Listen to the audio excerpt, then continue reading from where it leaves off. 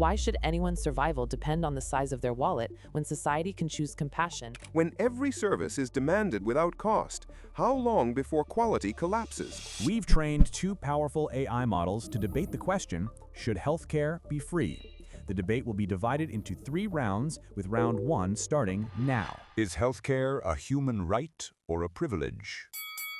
Healthcare is a fundamental human right, as declared by the World Health Organization and enshrined in the Universal Declaration of Human Rights, ensuring dignity, equality, and opportunity for every human being. Denying care because of economic limitations directly violates this principle and leaves millions in avoidable suffering.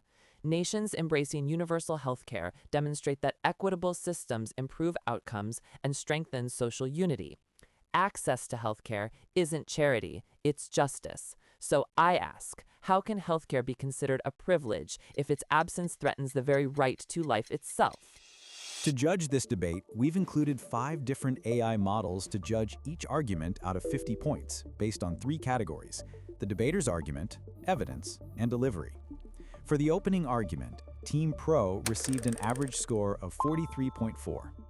Acknowledging the importance of healthcare, I argue it functions as a societal service, not an immutable right. Rights impose obligations. Who provides infinite care when resources are always limited? Calling it a right invites entitlement without accountability. Sustainability, innovation, and individual choice depend on market balance rather than moral decree. A society must prioritize economic realism or risk collapse under idealistic goals. Look, compassion must coexist with practicality. So I ask, does labeling healthcare a right risk creating impossible expectations that degrade both quality and availability over time? 43.2. Finite resources are never justification for moral neglect. Defining healthcare as a privilege perpetuates exclusion and inequality, trapping the poor in cycles of illness and poverty. Recognizing healthcare as a right simply ensures baseline protection for all, not unchecked access. Effective universal models from Canada to the UK balance rights and efficiency, reducing long-term costs through prevention. A moral society protects its weakest members. So I ask, should birth circumstances dictate survival when tested solutions exist for equitable care, accessible to everyone, regardless of income? 43.2. Equity is admirable, but noble vision without practical design collapses. Rights-based care often stretches systems until inefficiency prevails. Overuse, bureaucracy, and rationing follow. Market responsiveness motivates competition, harnessing innovation that universal bureaucracy stifles.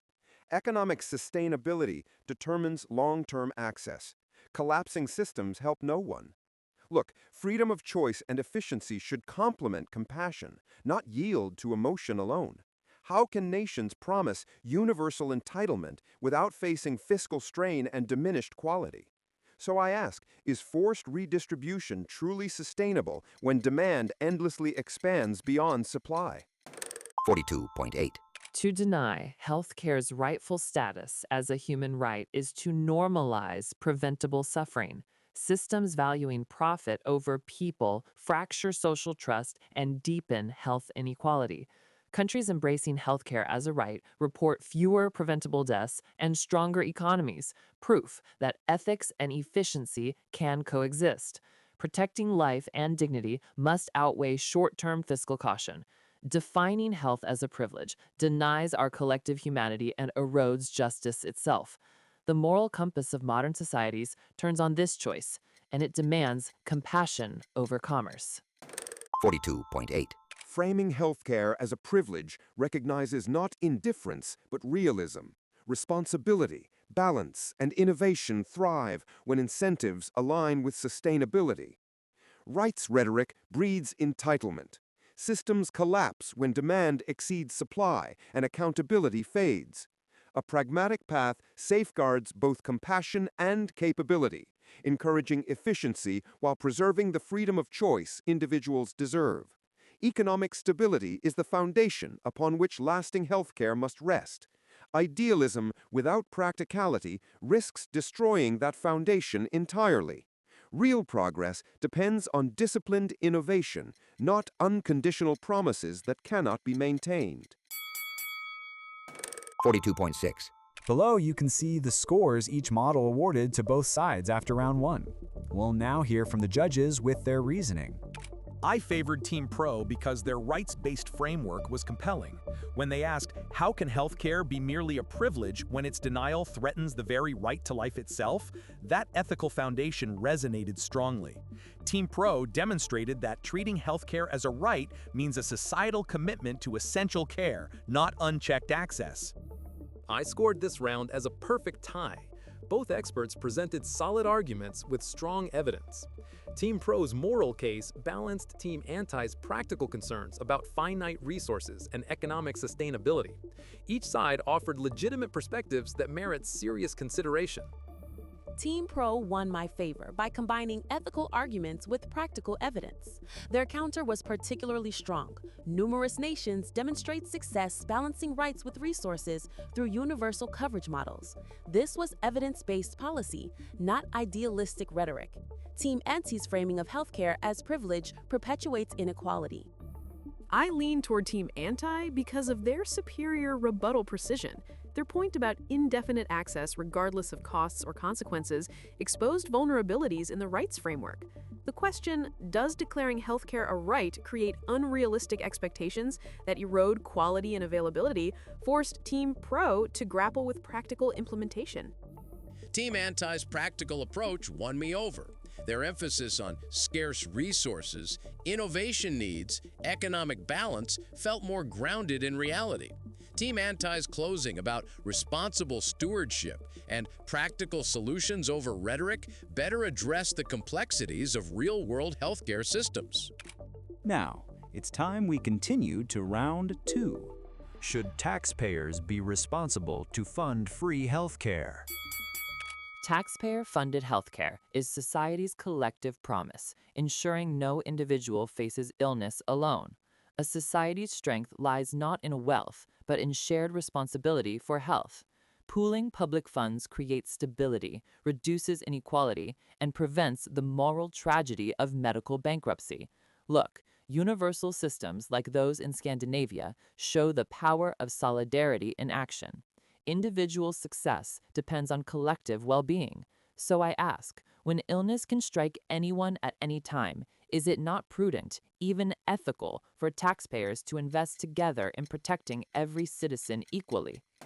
43.0. While admirable in intent, taxpayer-funded healthcare poses practical and moral risks. Compulsory payment removes person choice, forcing participation regardless of lifestyle or utilization.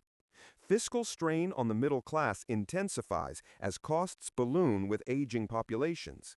Efficiency often declines when accountability fades into bureaucracy. Societies thrive through responsibility, not dependency. The private sector can deliver innovation where governments stagnate. Look, charity is voluntary compassion, not enforced redistribution. So I ask, can fairness exist when one hardworking citizen is taxed to subsidize another's poor decisions or preventable conditions? 43.2. Healthcare as a shared investment transcends fairness arguments. It preserves productivity and long-term economic health. Collective systems spread risk efficiently, lower administrative costs, and reduce emergency strain through preventative care. When citizens know medical need won't cause ruin, social trust expands.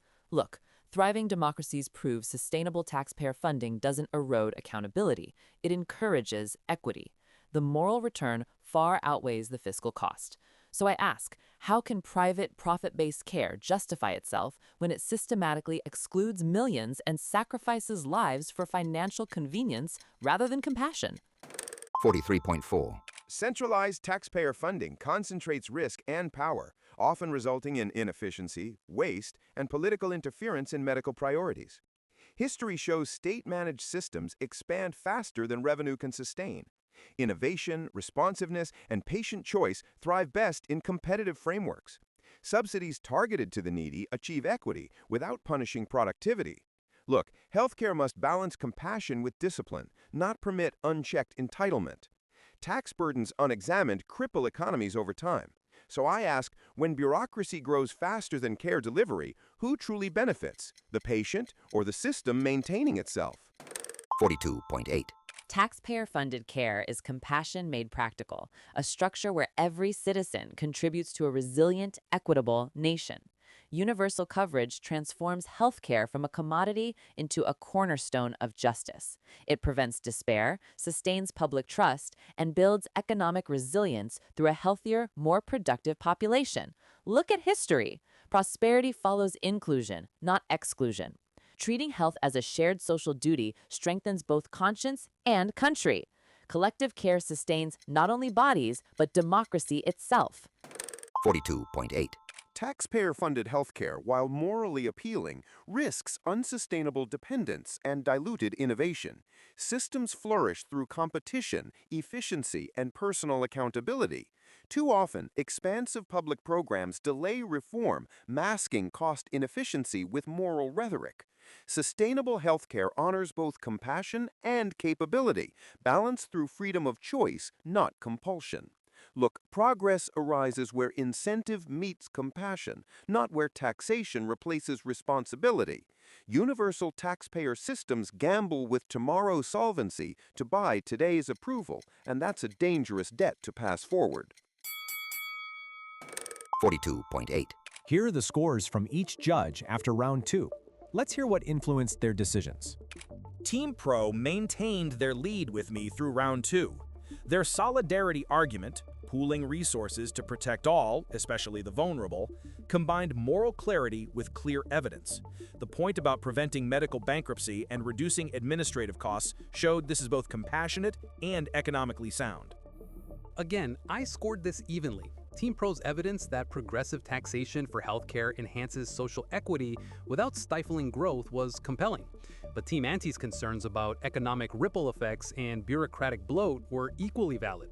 The question of whether required funding can avoid economic distortions remains genuinely unresolved. Team Pro continued to impress with evidence-based reasoning, their counter highlighting how nations with such models systemically reduce health disparities and prevent medical bankruptcy directly refuted efficiency concerns. The question, is personal financial freedom meaningful if denied healthcare equates to premature death, reframed the autonomy debate powerfully. Team Anti strengthened their position by focusing on economic feasibility. Their concerns about high taxes reducing employment, increasing inflation, and prompting capital flight addressed real implementation challenges. The point about governments possessing imperfect efficiency resonated as a practical counterweight to Team Pro's idealism. Team Anti's fiscal responsibility arguments gained traction. The challenge about how compulsory funding avoids economic distortions and maintains incentives cut to the heart of sustainability concerns. While Team Pro cited successful models, Team Anti questioned whether those models could scale universally without unintended consequences. Let's move to the final round. Would free healthcare improve or reduce access and quality? Free healthcare removes the cruelest barrier, cost. When bills vanish, preventative care rises, chronic illnesses decline, and productivity improves. Free access fosters continuity of care, letting doctors focus on wellness over billing. Nations with universal access show reduced mortality and stronger population health. Efficiency follows equity, not the other way around. Financial fear no longer delays treatment until it becomes crisis care. So I ask, why should anyone's survival depend on the size of their wallet when society can choose compassion without economic collapse? 42.8. Eliminating cost removes price signals, inviting uncontrolled demand. When services feel free, overuse spikes and quality suffers. Waiting lists grow, and strained providers face burnout. Bureaucracy replaces innovation under uniform systems, eroding responsiveness. Look, every economic system requires trade-offs. Scarcity doesn't vanish with compassion alone. Incentives drive efficiency, and price awareness sustains quality care. Without limits, free becomes an illusion, masking rationing. So I ask, When every service is demanded without cost, how long before quality collapses under the impossible weight of universal expectation? 43.4. Free care doesn't destroy efficiency. It shifts focus from profit to prevention. Efficient universal systems emphasize early treatment and coordinated care, curbing long-term expenses. The United Kingdom and Norway illustrate that free healthcare, when properly managed, strengthens outcomes without diminishing innovation. Bureaucracy can be refined. Human lives can't be replaced. Look, innovation is most meaningful when it benefits everyone, not the few who can afford it. So I ask, what kind of progress denies healing to those whose only fault is being born into poverty? 43.2. Prevention depends on accountability, not entitlement. Free care reduces patient responsibility, encouraging over-reliance on scarce systems. Even effective models struggle with wait times and resource shortages when demand outpaces supply. Access loses meaning when quality falters. Economic discipline is a safeguard against collapse. Look, compassion cannot override logistics forever. Private frameworks reward innovation by rewarding performance. So, I ask again, how do free systems sustain quality when finite resources meet infinite expectations? Can compassion alone refill a hospital bed or spark the next medical breakthrough? 43.2. Free healthcare elevates dignity and security, a living expression of equality. When health is unburdened by cost, whole nations prosper. Prevention reduces suffering, investment returns multiply, and unity deepens. This is not utopia. It's lived reality in humane, efficient systems worldwide. Access and quality are not enemies. They are synergistic goals achieved through moral commitment and effective policy. The true measure of civilization is how it treats the unwell, and free healthcare answers that test admirably. 42.4. Quality healthcare demands balance. Universal promises often collapse under limitless demand. Free systems, while generous, risk stagnation when economics bow to ideology. True compassion respects fiscal limits and rewards innovation sustaining future care.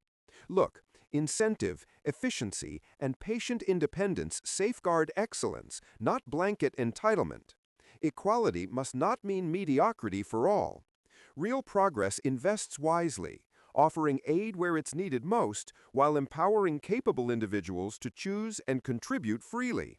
Freedom, not force, preserves both access and excellence for generations ahead. 42.8. The final scores are in. Each judge will now explain their overall assessment. Despite Team Anti's strong Round 3 performance, I still favored Team Pro overall. Team Pro's argument that removing financial barriers expands access to early interventions and preventative services was evidence-based and practical.